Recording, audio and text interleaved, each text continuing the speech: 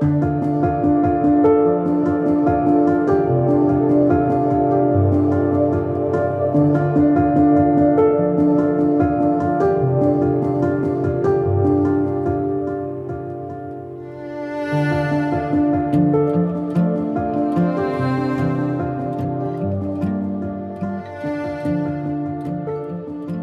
you so much for tuning in, everyone. This is the first episode of the Melbourne Common Creative podcast. We're here with Kitty Kulman.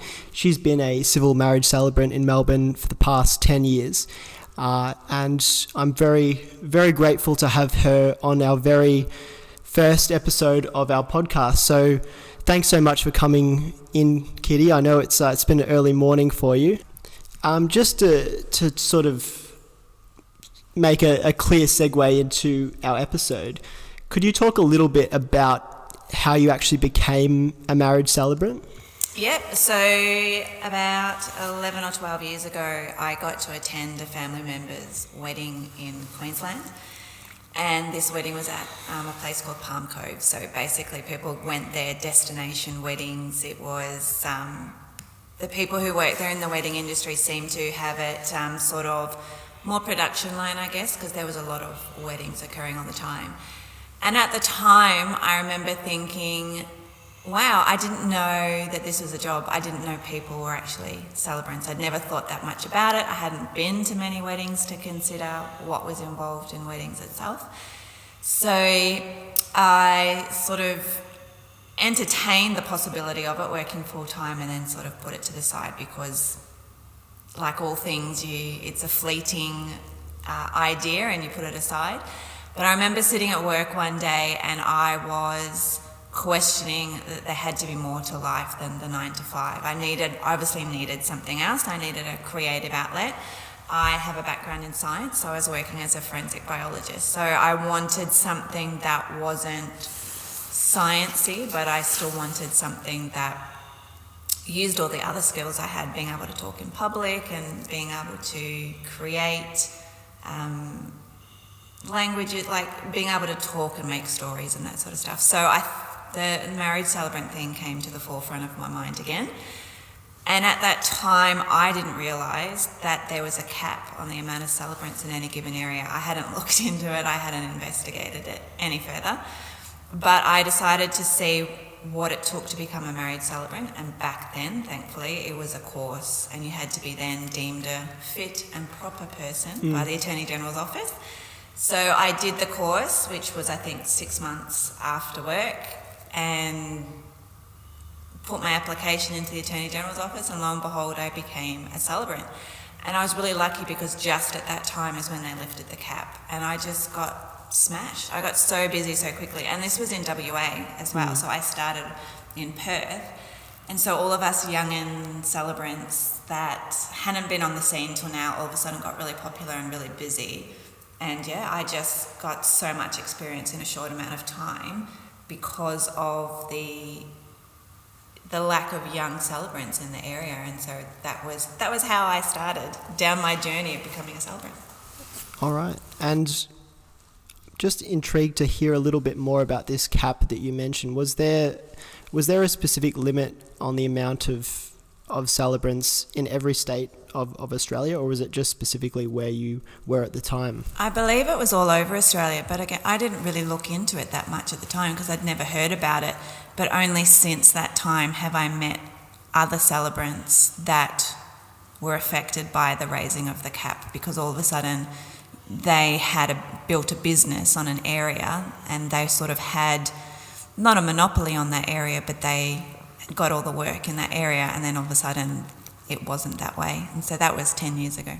For you, what was that the biggest challenge in becoming a celebrant, or was there anything else that sort of surprised you in the very early part of the journey? I was surprised at how competitive it was.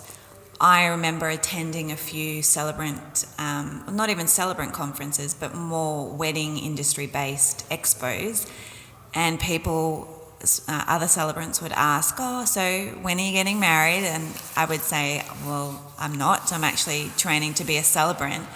And I would get the hand or they'd turn their back on me. They didn't want to know me because it's such a competitive industry. So that, and I remember emailing a celebrant organisation in Perth, sort of getting their advice on becoming a celebrant. And their answer to me was, well, you're going to spend so much money on your hair and your makeup and, it's probably not a worthwhile endeavour for you, which made me want to do it even more because that made me really angry. But basically they said to me, we don't want to come behind you and have to fix up your mistakes. And so that was my first sort of taste of what it was to be a celebrant and how competitive the industry was back then. And what were some of the things that you did in the early stages to sort of deal with it sounds like there's quite a lot of pressure that comes with that competition. So what was the mindset that you had to adopt to keep pushing forward, even though you knew there were other people that were going in a similar direction or had similar ambitions to yourself? What was that process like? I don't think it was a conscious decision to adopt any sort of process. It was, I want to do this, so I'm going to do this. It's kind of who I am as a person. So I thought, look, I'm just going to Google celebrants, and one of the first, directories that came up, I thought I'll advertise with them because they're high up the list of searches, so it makes sense to spend the money there. I cobbled together a website with the help of my partner who knows a bit about those things, and I just basically put myself out there, and it was the raising of the cap that really did help me then get discovered by couples that wanted to get married and wanted someone that was a bit younger or around their own age. Okay. Oh, it's hopefully inspiring to some sort of some younger celebrants that are, or perhaps celebrants to be, that are looking to break into a similar field. Could you talk a little bit about when a couple first approaches you, how do you begin the process of getting from the first inquiry to the day of the wedding? Could you tell us a little bit about some of the things that are involved in that process? I have to say, over the 10 years I've been doing, my process has changed a lot. So now, if a couple approaches me, I'm more flexible with the options for meeting. So I work in the city during the week, so I'm quite happy to meet a couple for a coffee lunchtime or after work. Quite flexible during the day so they can come and have a chat to me. Otherwise, I normally get couples to come and meet me in my own home office, just because I think they get a better sense of who I am at my own home. And I can't always predict with my 2 children if I can get out every night. So I think it's more fair if couples come to me and then I'm not having to rechange and reschedule appointments just because I can't get out at a certain time. And then I think coming to me, you get a much better understanding of who I am as a person and how I deal with situations. So if my kids are not being on their best behaviour, you sort of get a feeling for who I am and how calm I can be under stressful situations or situations that I can't control. But normally couples will come and have a chat to me and see if I am the one for them. So am I the person that they think will be able to create the ceremony for them? But it's not only the ceremony, is it the person that they trust to... It's such an important part of the day, the ceremony, and it's what makes people married. So, will I be that person that they can put their trust in, knowing that when they get there, the ceremony is ready to go, everything will be done as much as close to the way that they want it to go, and be the person that they want on the day. So not everyone wants an over-the-top celebrant, and some people would like a little bit of fun and humour, and I think that's very much my style, very laid back but super organised and super on top of everything. So that's what clients, or couples I should say, get from me, that they'll meet me and that they know that I'll be the person to help them on the day, keep them calm but also add a little bit of lightheartedness and humour to their day. Okay, and this process of sort of letting the the couples into an intimate setting of your own home. Was that something that you did from the very beginning, or was that something that you felt that it sort of enhanced the experience and built that kind of rapport and trust with the couples that you were working with, or that were interested in what you have to offer? No, from the beginning, I was putting myself out there. So, like any young celebrant will do, you go on and above to try and get those first couple of weddings, and you do things that maybe later on in your career you probably do differently. So in the very beginning, I was going to visit couples in their own homes, and I was out every night doing this, and it got to a point where I realised that I wasn't spending any time at home. I was going from appointment to appointment, meeting people. Sometimes you'd arrive and you'd realise that the couple had forgotten that you were coming, or they'd made a decision and they'd forgot to cancel with you, which is fine too. But I've found over time that if I now get people to come to me, they're serious about taking that next step and considering me as their celebrant. And how does it feel now to arrived at that point? It's good, and I think my style has evolved over time too. So 10 years ago I didn't have children. That has definitely changed the way that I do things. I try now and have a better work-life balance. So I try and only do one wedding a weekend, and I try not to do multiple weddings on a day. And I think that benefits my family, but it also benefits the couples that choose me as their celebrant, because they know that I'm going to concentrate on them, and they're the only ones that I have the focus on that day, and there's nothing else that's going to then cause an issue with their own wedding, so I'm not late, or I haven't been delayed from a previous engagement to be at their wedding. That's great, and that's often what happens when you have enough time to be able to refine your process, especially after 10 years. It's good to see yourself growing. Could you tell us about one lesson that you've learned about life from being in the wedding industry for that amount of time? I think you really have to believe in yourself, and being a celebrant can be a truly lonely career if you let it to be. And I was in the beginning a very lonely celebrant. I didn't think, because of my first impressions and what I had been told, it was a competitive industry, and I really didn't think other celebrants would want to know me. Fast forward to about 2 years ago, I met a group of celebrants, and I'm now part of a massive celebrant society that is super supportive. It's all community over competition, and I know I can ask any question and discuss any issue without being judged, or at least it's a forum now for me to get answers that maybe before I would have just had to muddle through myself.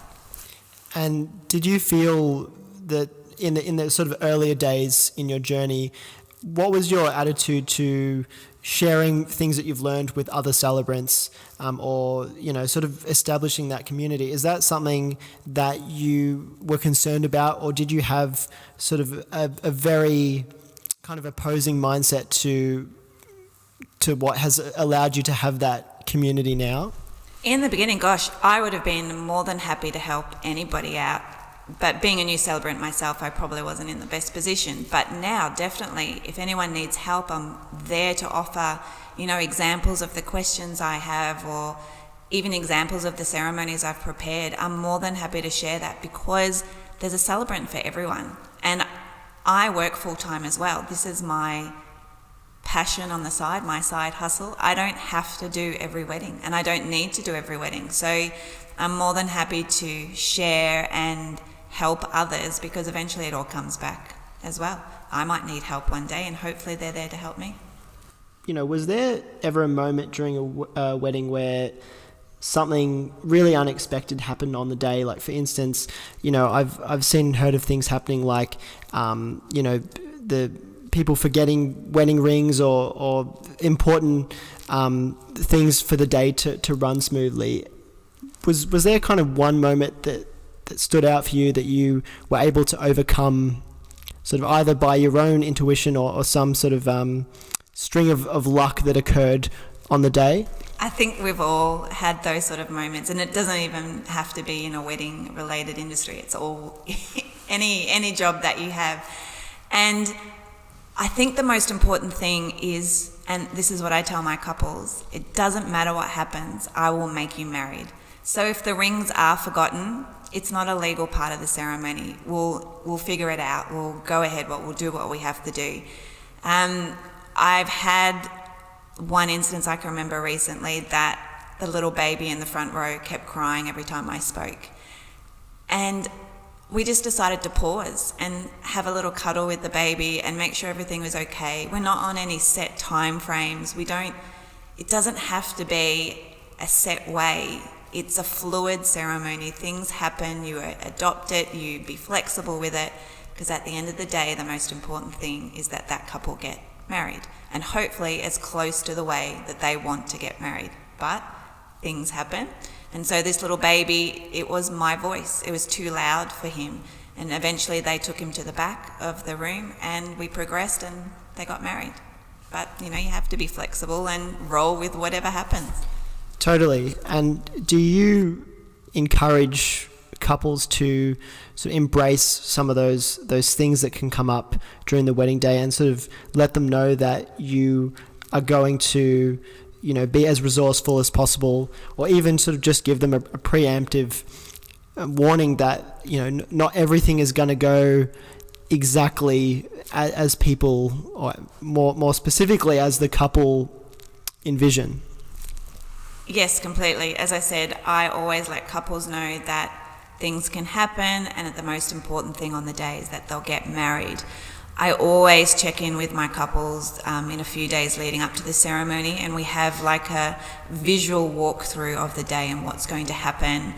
I always chat to the groom when I arrive, or one of the partners when I arrive, and when the other partner arrives, I make sure that they're okay and they know that we won't start until they're ready to go. So I think having that trust in me that it's still on their terms and on their time frames is really important to a couple as well, so that they're comfortable knowing that the ceremony will progress, and hopefully they think it'll progress the way they want it to. But again, we have a laugh if things go wrong and we keep going. That's great. And you can't lose if you go into it with that angle.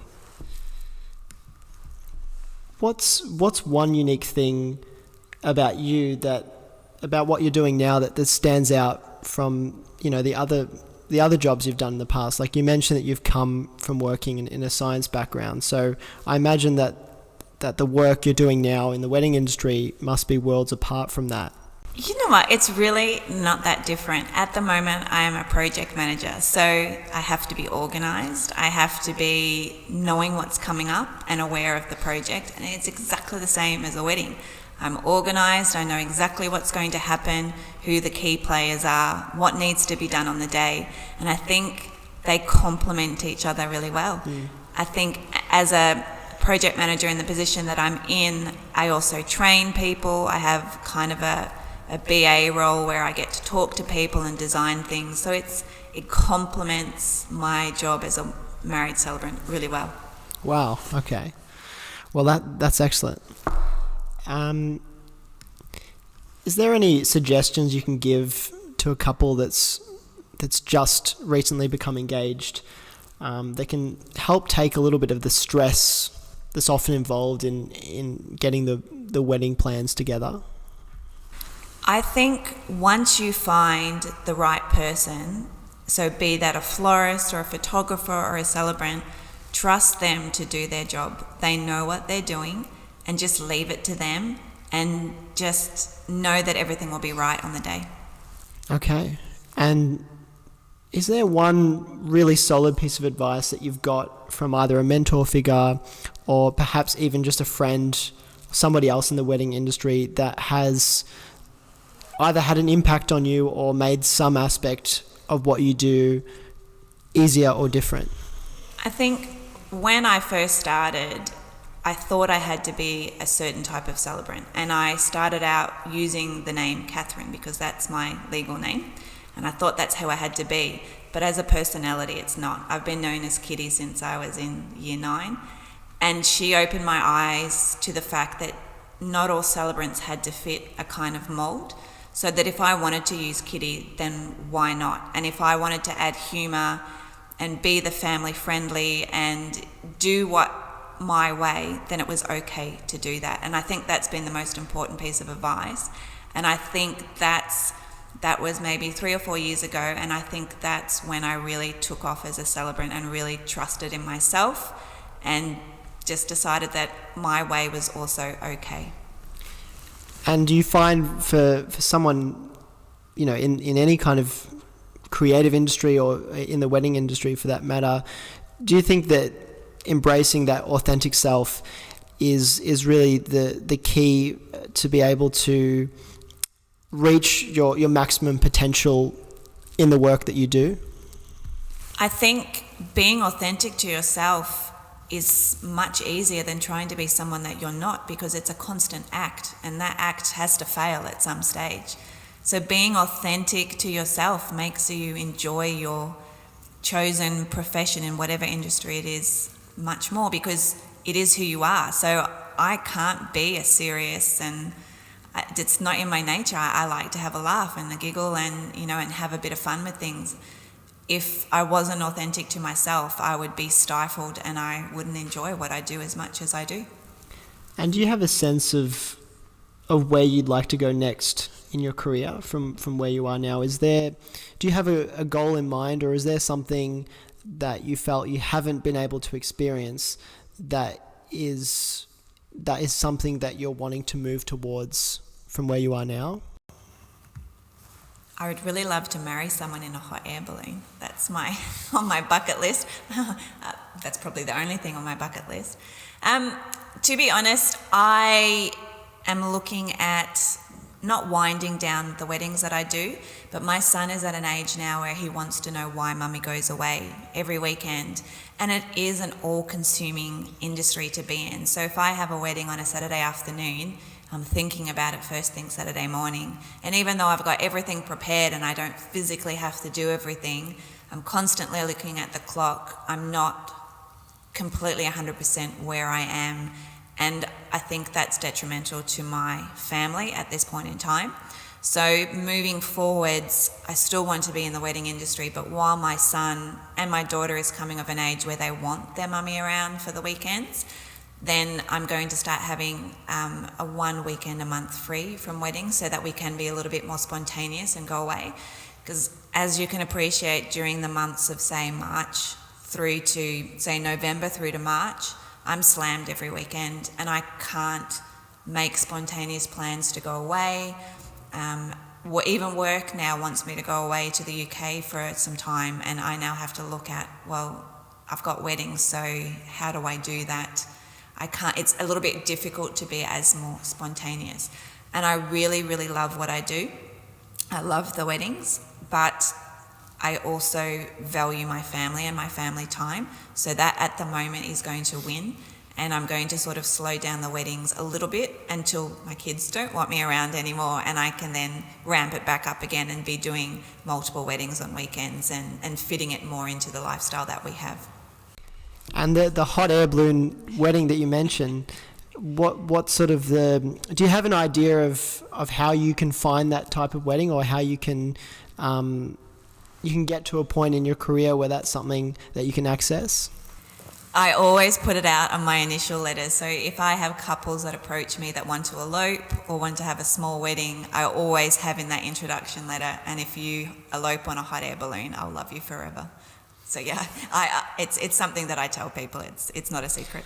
That's great. And to finish off, is there any advice, to couples wanting to hire a wedding celebrant, in terms of what are kind of the key factors to look for, and how can a couple make sure that they're finding someone that is the right fit for them, but also they know that they can trust to carry out what is really, it could arguably be one of the most important parts of a wedding? I think the key things are to go and speak to the person. So initially you're going to get a vibe from a person from their website or from their Instagram or Facebook or wherever it is that you find this potential celebrant. going and speaking to them or doing a Skype chat to them, even an initial phone call, 10 minutes, and you'll know if that person warrants further investigation from you. My biggest piece of advice is don't look at how much a celebrant charges. You know, we all charge what we think we're worth based on experience and what we've done. It is really a drop in the ocean on the day. The cost of a celebrant is such a small amount, and don't judge your thoughts or your choice of a celebrant based on how much they cost, because you can't return it on the day. It's like a toaster. If it doesn't work, you can't bring it back to the store and get a refund. It just doesn't work that way. You've got to go in knowing that that person is the person for you. So speaking to them, getting their vibe, chatting to them, having a list of questions to ask them is super important. And when people come to visit me, I've already sent them a list of questions that they should suss out from their celebrants. So they know and they're prepared coming in what things they should find out from a potential celebrant. That's very helpful to hear. And where can people listening to the podcast get in touch with you, or where could a couple that were looking for a wedding celebrant, what is sort of one of the better ways they can get in touch with you and inquire about hiring you? So I have a website, and it's myweddingcelebrant.com.au, so people can find me through that. There's a contact form through there. I am also on Instagram at myweddingcelebrant as well, so people can sort of suss me out. I've been a bit lax on the Instagram and all the socials during the winter months, just because it's winter and who wants to be doing that sort of stuff. But it'll be ramping back up again. I've had some ideas for some new branding that I want to try, so check out my Instagram for that. That'll be all changing soon. But phone calls, emails, Skypes, I'm more than happy to embrace all forms of technology to be in contact with people. All right, and thanks so much for coming on the podcast today, Kitty, and I wish you all the best and hope that you continue to grow, and I hope to hear that you've found the ideal hot air balloon wedding, and that it's inspired you and uplifted you, and yeah, that's all. Thank you so much. I've really enjoyed being here. Thank you.